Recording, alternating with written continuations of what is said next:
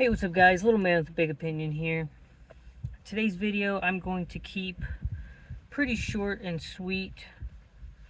If you are like me and you have had to do professional development, uh, any of that extended learning for your jobs, you probably know that it sucks. They a lot of jobs, especially teaching, they give you a certain requirement of the number of hours you have to do. I remember my grandpa talking about the continuing education he had to do, being a electrical engineer. My dad's constantly having to learn new techniques in welding and plumbing and stuff like that. But one of the courses, or it was in an option of courses that I could do, and I just recently finished it. And out of all of my professional development that I've had to do, it's the first one that's really pertained to prepping. It was from FEMA. It's, I don't remember, I think the code was IS 42, but it was titled Health Sector Emergency Preparedness Distance Learning. They said it was going to take 32 hours, or 32 and a half hours to complete. It had like 300 slides. If you read fairly quickly and you can, retain that knowledge, you can definitely do it in less than half of that amount of time. I took okay notes, and I think I might have spent about 12 hours on it. But I couldn't just sit through and do all 12 hours at once. I kind of had to do a little bit here, a little bit there. But my big key takeaway from it, well, I had two. It's talking about risk assessment and emergency planning, policies and procedures, a communication plan, and training and testing. So as a prepper, we come up with all of these different scenarios on why we should be prepping.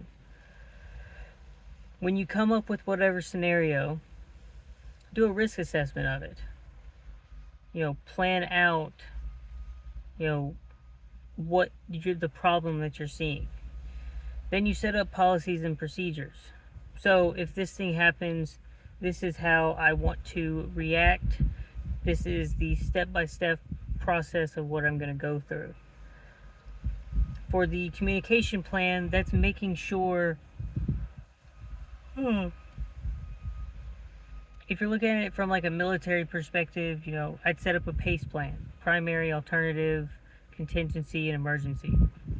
And the last part being training and testing. So, you can have all of these ideas and, the thought process laid out, but if you've never actually executed on that, most people know, even the best laid out plans don't survive first contact, or they fall apart at the first sign of danger.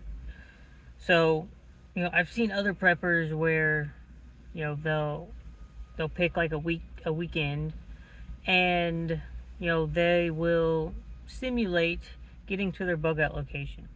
So how quickly can their family load their stuff into their vehicle and get out to their bug out location? I've seen other groups do mini FTXs where they go out, they go camping, and they've got planned events. We're gonna do shelters Friday night and a no fire meal. Then we'll get up in the morning, we'll pack up, and we'll do a little hike, kind of a patrol. We'll spend time, at our range doing shooting stuff. We've got medical stuff planned out. It just depends on what kind of planning you want to do. But the way they had this broken down, for your risk assessment, is magnitude versus mitigation. and their magnitude scale went from 0 to 3, and their mitigation scale went from 1 to 3. And the idea of that is a 0 being this will most likely never happen in my lifetime in our area. So it's kind of like saying, you live in Kansas, you're not really going to be preparing for hurricanes, but you're probably going to be preparing for tornadoes, where someone on the coast might not really be preparing for tornadoes, but they're definitely going to be preparing for hurricanes. Then 1, it could happen in my lifetime. 2, increases the possibilities. And 3 being, I am preparing myself for this to happen at least once a year. And then the mitigation is, the steps that you've put in place, your policies and procedures, your communication plan, your training and testing. So let's say, for instance, you were preparing for a power outage, and your contingency or your idea is you're going to lose power for 3 days. If you don't have a generator with the fuel, or wind and solar with the battery systems to go for that 3 days, can you really put a 3, you've got all of your bases covered? Probably not. But could you put a 2 because you've got, this small generator that can keep your fridge running and power a few lights? You've got food put away and stuff to prepare for that food. You set it up from, I have nothing, and if this happened, it's going to fail miserably, all the way up to, I've thought about every single contingency and what if, and I think I've got everything laid out. But you're also going to be wargaming that idea. Losing power typically happens very often. So, and out of all of the things, I definitely think it's one of the safest ways to prepare, because most of the time you don't lose power for a long enough period of time, and you kind of go through that situation without having power, and you realize the holes in your system and you better prepare.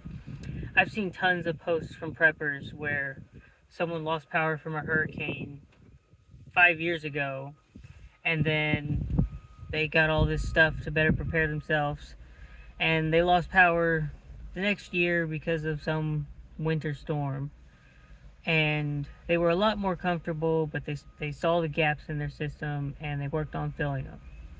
And a lot of this you can find on Reddit or different online forums. And I remember reading one. This guy was in his 60s, and he talked about every time he had lost some sort of system that he's typically used to, all the things he did to fix it. You can see all of the comments where people are like, that's way overkill, or you're not doing it right. And he would come back and post, basically like a small after action report on the things that went good, the things that went bad, and how he was going to improve on it. And he had like 20 posts like this. I don't remember. I think it was on a prepping Reddit forum, but I don't remember which one. There's too many prepping forums to keep track of, so find the ones you want to find, and look for the stuff you want to look for. But that was the interesting part of the course. There were definitely dull moments. There were definitely moments that dealt with more of the health sector side that didn't really contain to why it was on my approved list. It being a PowerPoint, you are able to go through it at your own pace. I think it had 10 sections, so if you start reading the title of a section and it has nothing to do with what you think would benefit you, you can skip and go to the next section. It's set up where you could read slide 1 through 10, and then read slide 50 through 80, and then slide 200 through 75, or you don't have to do the whole thing all in order, which I thought was nice. They do have little skill checks in between the lessons that are 2 to 5 questions. just to make sure you're paying attention. But those are set up as like a pass fail. So if you get the question wrong, it lets you try it again until you get it right.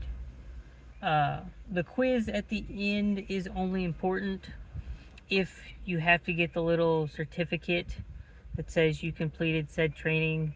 And it's set up where you got to get at least a 75, but you don't have to do the quiz at the end if this isn't a part of some continuous training that you have to do. So that being said, if you want to check it out, it's on the FEMA website. I do believe it's IS-42.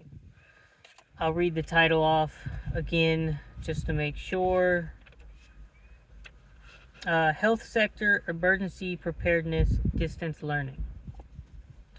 So, I'm not sponsored by them or anything. When I see something good, I like to share it with y'all. That being said, if you enjoyed the video, leave a like, subscribe to the channel. It's definitely helping us out. Leave your comments down below. I do my best to answer all of them. I like to engage with my audience. If you have questions, I definitely, I try to answer them, and if they're worth a video, then I'll make a video about your question. Lastly, share the channel with your friends and family if this stuff would benefit them. And with that, catch you in the next one.